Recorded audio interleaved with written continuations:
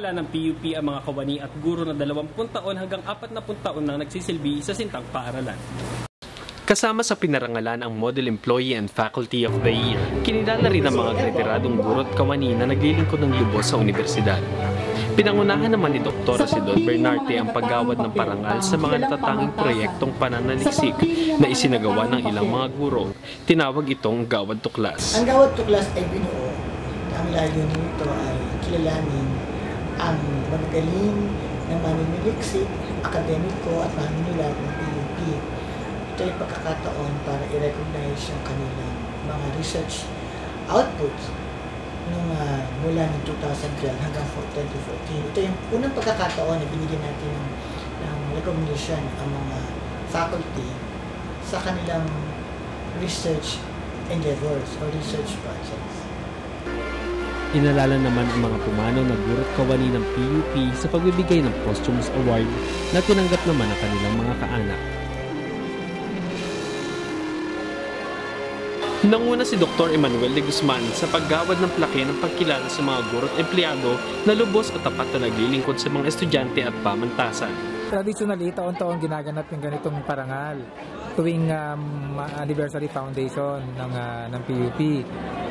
Pero may special na kahulugan yung ngayong anniversary foundation kasi 110 taon na ang PUP. Labing isang dekada, kaya ginawa namin yung tema 11 decades of improving and changing people's lives and communities. Kasi sa drama ng mga taon na yan, dahil dinami-dami yan ng ating mga gumraduate, ng ating mga members ng faculty saka ng mga empleyado, marami na tayong nabigyan ng oportunidad at binago natin ang kanilang mga buhay. Binigyan natin sila ng pagkakataon at nakatulong tayo sa pagpapaunlad ng kanilang mga komunidad kung saan sila nandoon ngayon. At siyempre sa pangkalahatan ay sa bayan, di ba? Sa ating bayan na nangangailangan ng mga naglilingkod sa kanya. Siyempre, ang isang dahilan kung bakit ginaganap ang mga ganitong parangal ay upang makita ng mga tao yung kabuuan ng komunidad ng PUP. Sa tugon naman ni dating Vice President for Student Services Dr. Juan C. Birion na kumakatawan sa mga retirado, nagpasalamat siya sa buong administrasyon ng PUP dahil naging bahagi siya nito. Ano po ang dapat gawin ng isang kawani o guro sa unang 10 taon? So, ang ginawa ko po, doon sa unang dekada, ay ang aking prinsipyo. Ang prinsipyo, learning and earning. Kailangan sa stage na ito, sa period na ito, we keep on learning and earning, but there are two ingredients na naging weapons ko.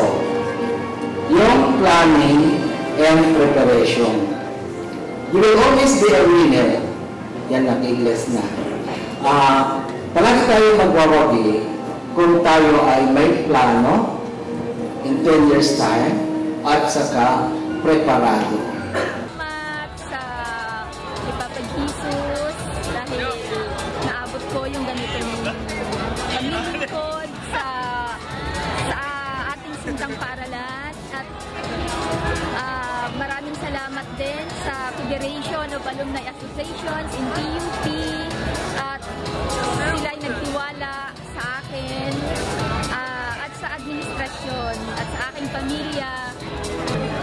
For 25 years, hindi mo isipin na nandito na since 1989 I'm still here. So hoping for another 25 years. Bahagi ang Gawad Parangal na 110th Founding Anniversary Celebration ng PUP. Mula rito sa Bulwagang Balagtas, Sunny Versosa, Observer.